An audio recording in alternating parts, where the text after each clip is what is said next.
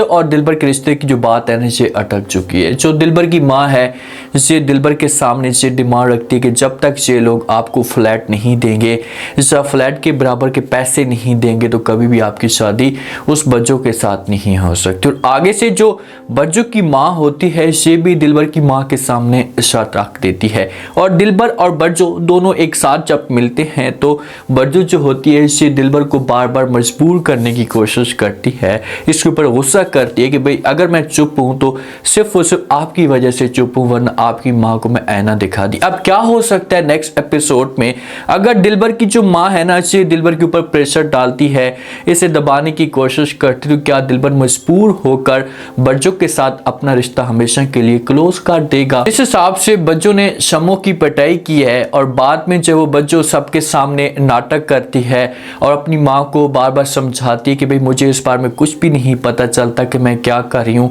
इससे मेरे जनात होते हैं जो शम्मो के साथ ऐसा करते हैं। तो माँ जो होती है बड़ी परेशान हो जाती है और बच्चों से ये सवाल पूछना शुरू कर देती है। बच्चों को कहती है कि अच्छा मुझे ये तो बताएं, आपके ऊपर चलो ठीक है जनात आ जाते हैं, लेकिन इतना बता दें कि ये जो जनात हैं ये आपके कंट्रोल में होते हैं या आप उनके कंट्रोल में होती हैं। तो आगे से जब बच्चों ये बात सुनती है ना तो नाटक करना शुरू कर देती है। देखिए कि किसी किस्म की कोई भी जनात इसके ऊपर नहीं होते, ये सिर्फ और सिर्फ शम्मो को जलील करती है, इसकी सही तरीके से पिटाई करती है, बाद में ये बहाना बना देती है कि भाई ये सब कुछ मेरे जनात ने किया है, मेरे पास में कुछ भी नहीं था। तो अपनी माँ को जवाब देती है, अपनी माँ को कहती है कि माँ जी आप कैसी बातें कर रही हैं, मुझे कुछ भी नहीं पता चलता कि मैं क्या कर रही हूँ और किसको मार रही हूँ, इसे तो बाद में आप लोग मुझे बता दें कि भाई मैंने ये सब कुछ किया है। तो माँ कहती है कि अच्छा चलो ठीक है, लेकिन आपने अपने ऊपर कंट्रोल तो करना है, थोड़ा सा आप सब्र से काम तो लें। इस हिसाब से अपनी भाभीियों के साथ आप ये सब कुछ करेंगी तो भाभीियाँ कब तक जो है वो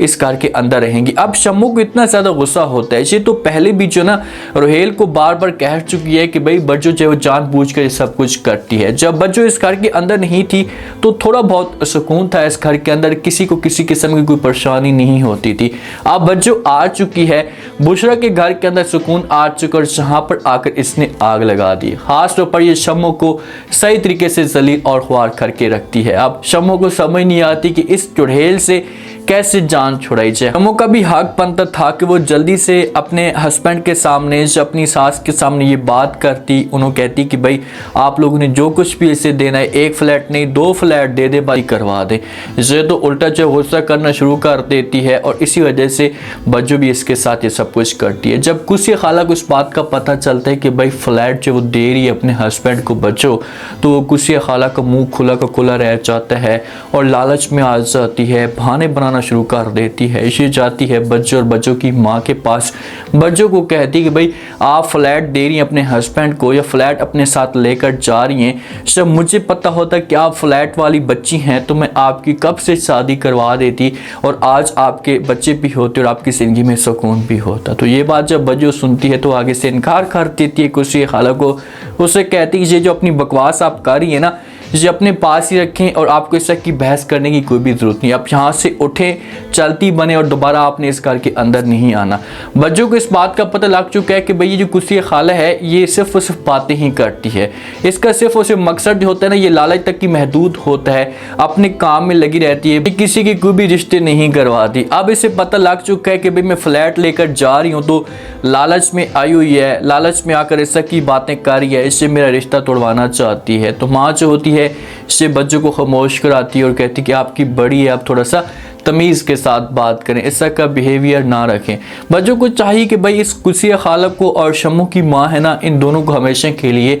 इस घर से निकाल दे, इस घर के अंदर आने भी ना दे। अगर इस घर के अंदर आते हैं तो देखना कि बच्चों का जो रिश्ता होगा इसे खटाई में पड़ जाएगा। जो दिलबर होता है, माँ आती है बुलाती है दिलबर को अपने पास, इसे कहती कि आप चाहें मेरा ऐसा दर्द कर रहा है, आप चाहें मेरे लिए चाय बना कर लेकर आ जाएँ। तो इसे जाता है चाय बनाने के लिए, तो पीछे से जो दिलबर का कुर्ता होता है इसे माँ पहन लेती है। तो दिलबर जब चाय बनाकर लेकर आता है देखता है सामने का माहौल तो अपनी माँ के ऊपर शोर मचाना शुरू कर देते हैं। अपनी माँ को कहते हैं कि माँ जी ये आपने क्या कर दिया है, आपने मेरा कुर्ता पहन दिया। तो आगे से माँ कहती कि इसमें कौन सी बुरी बात है, पड़ा हुआ था मैंने पहन दिया, मैं चेक कर रही थी कि मुझे कैसा लग रहा है, साथ में जो वो कपड़े का भी मैचिंग कर लूँगी, साथ में जो वो गोटा भी पहन लूँगी तो सब कुछ सेट हो जाएगा, तो बुरा नहीं लगेगा। तो आगे से जब ये बात दिलबर सुनता है तो अपनी माँ को जवाब देते तो कहता है कि माँ जी आपने मुझे चाय का ऑर्डर दिया और ऊपर से आपने हर जगह पर कुर्ता फैला कर रख दिया। तो माँ जो होती है ये और बात समझ जाती है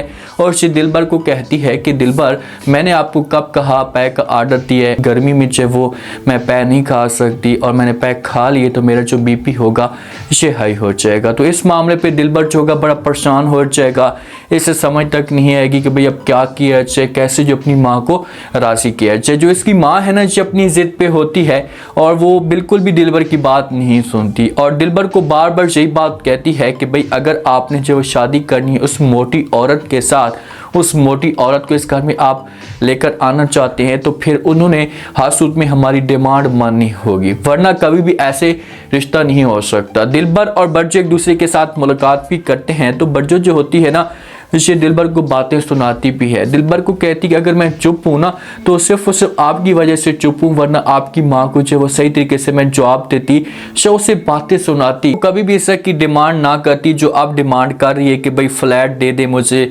फ्लैट मेरे बेटे के नाम कर दें या उसके बराबर के पैसे दे दें। तो मुझे गुस्सा तो बहुत था लेकिन मैं सिर्फ और सिर्फ चुप हूँ, तो आपकी वजह से चुप हूँ। जब से बात दिलबर सुनेगा तो ये बच्चों को समझाने की कोशिश करेगा और कहेगा कि प्लीज़ आप इन बातों को दरगुजर करने की कोशिश करें, मजबूरी बन चुकी है, मैं क्या करूं, आपके बगैर नहीं रह सकता, मोहब्बत करता हूं तो मैं चाहता हूं कि किसी भी तरह से बस शादी हो जाए, एक दफ़ा आप मेरे पास आ जाएं, उसके बाद जैसा आप कहेंगी वैसा का वैसा होगा। जो जवाद का बेटा है ना ये अपनी माँ के साथ उस हिसाब से नहीं रहता और माँ के ऊपर इतना प्रेशर होता है, माँ के ऊपर इतना जो वो जुल्म हो रहा है कि माँ जो होती है ना ये कंफ्यूज हो जाती है और अकेले रूम में अपने आप के साथ बातें करना शुरू कर देती है। उनके साथ ऐसा होता है जब उनके हस्बैंड जब उनका जो घर का माहौल हो ये ख़राब हो तो लड़की जो होती है इससे परेशानी में चली जाती है। अब आता है बेटा, आकर जो वो देखता है अपनी माँ को ये बातें कर रही है तो रूम के अंदर इंटर होता है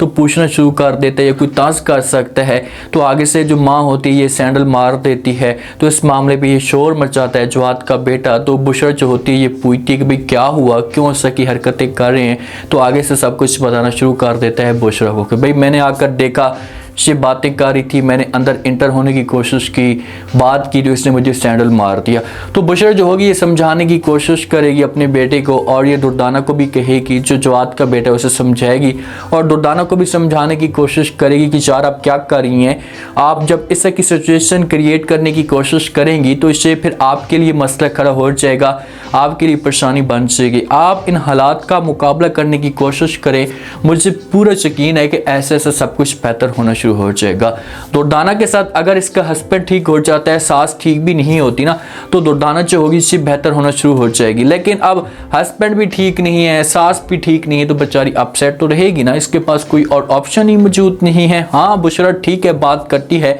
लेकिन हस्बैंड की जो होती है इसे कोई और बात होती है। जो बच्चों की माँ होती है इसे बच्चों को अपने पास बुलाती है, इसके सामने ये शर्त रख देती है कि भाई जब तक जो है वो मैं तारीख उन लोगों को तब तक नहीं दूंगी जब तक हमारी शर्त पूरी नहीं करेंगे। अब देखते हैं कि बच्चों की माँ की क्या शर्त है, उसने कौन सी डिमांड रखी है दिलबर के सामने। हो सकता है कि इन्होंने ये डिमांड रखी हो कि ठीक है हम फ्लैट दे देंगे लेकिन दिलबर जो होगा जो हमारे घर में रहेगा, इसी घर के अंदर, इसे कोई और जगह हम नहीं देंगे, से अपनी माँ के पास नहीं रहेगा, इस तरह की जो डिमांड हो सकती है। लेकिन बच्चों होगी से अपनी माँ को मजबूर करने की कोशिश करेगी, मिन्नतें तल्ले करेगी कि आप किसी तरह से मेरी बात माने और जो एक दफ़ा शादी करवा दे दिलबर के साथ। अब क्या रिश्ते से इनकार हो सकते हैं, देखिए कि ऐसा लग रहा है कि ये जो रिश्ता है ये टूट भी सकता है। अगर यहाँ पर जो दिलबर की माँ है ना ये दिलबर के ऊपर प्रेशर डालती है, इसे मजबूर करने की कोशिश करती है, दिलबर मजबूरी में आकर जो वो ये डिसीजन ले सकता है, इनकार कर सकता है, बट जो वो कह सकता है कि भाई ये शादी नहीं हो सकती। उम्मीद है आज का रिव्यू, आज का टीजर आप लोगों को पसंद आया होगा। आपने कमेंट सेक्शन में अपनी कीमती लाजमी आपको क्या लगता है क्या नेक्स्ट आने वाली के साथ में अगर दिलबर की माँ दिलबर के ऊपर प्रेशर डालती तो क्या दिलबर रिश्ते रिश्ते से इनकार कर देगा। अगर दिलबर रिश्ते से इनकार करता है तो उसके बाद बज्जो के पास क्या ऑप्शन होगा, बज्जो किसके साथ शादी करेगी, लास्ट में फीडबैक दें और सब्सक्राइब लास्ट में कर दें। शुक्रिया।